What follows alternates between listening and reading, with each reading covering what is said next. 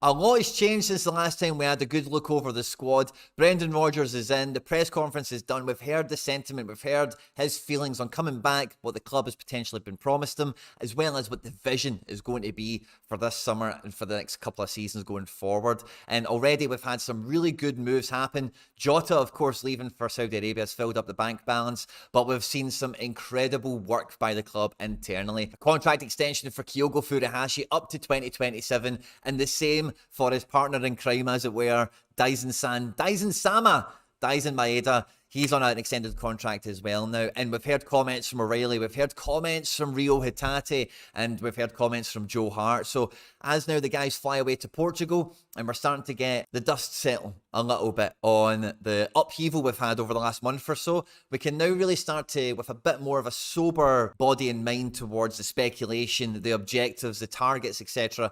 we're going to have this season. One of the main things I was really worried about with the Brendan Rodgers, Ange Postecoglou situation was we would lose like 4 or 5 players that were like bought into Ange personally, had some suitors elsewhere and would leave. The Rodgers appointment, I think, would have probably eliminated that for 2 or 3. Matt O'Reilly and Reo Hatate are 2 that I was crossing my fingers over if that was the situation. But Daizen Maeda and Kyogo were ones that everyone was thinking about maybe they would leave also. And the last one on that list is probably Reo Hatate, so still need to hear something about him. But the more of this squad we can keep together, bought into the cause as well, not held against our will maybe for an objective like we've done in the past, the better. Because like Roger said in his press conference, it's about quality additions that come in and add to this squad. And the more of this squad that can be kept together, the better for the improvement on the Champions League performances, in my opinion. Now, Joe Hart is the first one we need to speak about, okay, because he's been in the press conference already talking about Brendan's a great guy,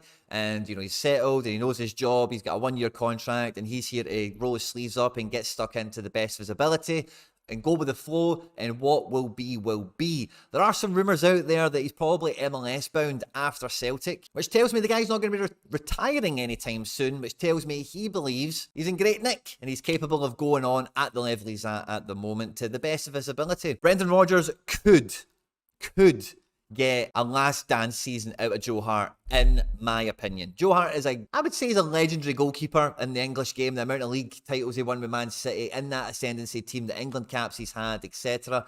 And he is a real leader for us. He has been a real character. He has really embodied the club, embraced the club. And like I say, if somebody was going to get a last dance season out of Joe Hart, it's probably going to be Brendan Rodgers. So if Hart is opted for as number 1 again, like we kind of suspected, I've not got a problem with it. I've never had a problem with it. The writing is on the wall that we need a goalkeeper for post Joe Hart, and the sooner the better these things are dealt with normally. But depending on the rumour mills and the ITK accounts and all the rest of it, depending on who you want to listen to and who you want to read up on, we're in contact with a bunch of different goalkeepers now trying to get something done. And it feels like it's going to be a at no expense situation here, because if we have locked Daizen Maeda, we have locked Kyogo down for another 4 years.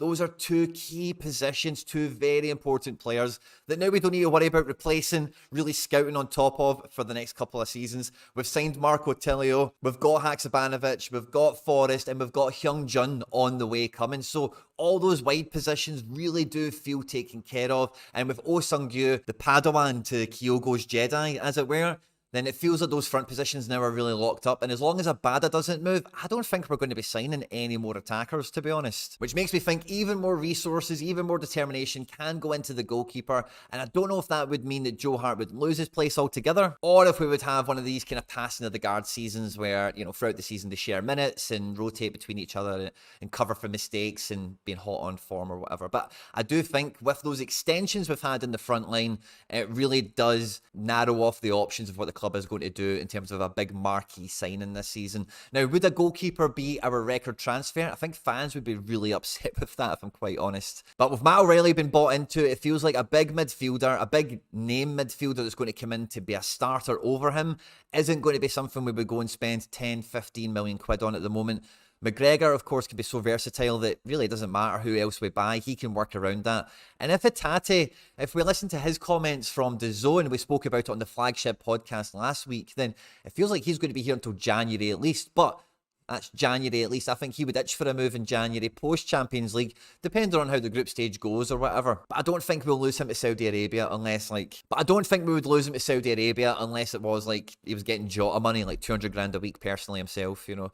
So I think if this is the main body of the midfield, it is more about offering variety and depth. Now, we do have Iwata, we do have Turnbull, we don't have Moy, and we've signed Odin Thiago home as well. So I think we maybe just have enough about depth there as a minimum in midfield at the moment until Reo moves. Because if Reo moves, if we sell Turnbull as well, which is kind of rumoured as well, I think Turnbull could be on to get some real minutes in the Celtic team. Turnbull feels a very Brendan Rodgers midfielder for me. So I could see Turnbull being the Padawan to O'Reilly's Jedi, if you like, in this situation. But it's this position here. Odinholm could definitely come in to fill for Reo. But if Reo goes, who knows what Odinholm can do? Do we need somebody else in here? And I think that's the position. If McGregor was to come in for Reo there, we then put a bit of pressure into this one here. So depending on what Rodgers wants to do with McGregor, I think it's going to signal the final spot in midfield that we're going to go for. Now, the player we've been linked to recently is Fabian Rieder. Now, I'm putting this guy into the Vinicius Souza column. He has basically said he wants to go to Gladbach now, and I think that's the way that cookie is going to crumble. But I do think the best thing for us moving forward would be to get a real centre defensive midfielder, because if we can get McGregor nailed in, comfortable, week in, week out, playing in this progressive role for Brendan Rodgers when he goes box to box, and like he did before in the past for Rodgers, makes assists, gets into the box and gets goals for himself, as well as keep the team ticking with that captain's armband on. That's the sort of stability that you're always looking to build the team around, because O'Reilly might be here for another season or two, Reo might be here for another couple of minutes, but McGregor is going to be here for season upon season. And having the guy that goes box to box and touches as much of the ball as possible, being in his most optimal position for us, is the best thing for us. So I think that is where I would be looking to spend the money next. Carter Vickers is on his way to Portugal as well, and it looks like the surgery is healed pretty well, and there wasn't any visible discomfort as reported by Craig from Celtic here. So I think CCV could be good to go right away for some of the friendlies, and we're yet to make out what happens with Starfelt, with Kobayashi, whatever, but this centre-back spot is still the one that I think that we're going to see some movement in. But I think we're well set up now going into the season with this kind of main attacking five here. And in terms of the back line, again, maybe Taylor is a bit of a question mark, depending on the rumour mills and whatever. Maybe left back is still something to be looked at. But I think these four spots here basically is where we're going to see the majority of the surgery over the next week or two. Now, I did a video on the channel like a week or two ago talking about who I would buy if I was Celtic manager with the money we've got to spend into these sorts of positions anyway. But we were thinking about forwards. We are also still linked to Carlos Borges. Maybe that could happen if Abada leaves still. Maybe it still could happen. Who knows? But when I revisit that, I think I'll be doing that solely focused on those four positions there. What I want to know from you guys in the comments section is, looking at those four positions, I want 4 names from you.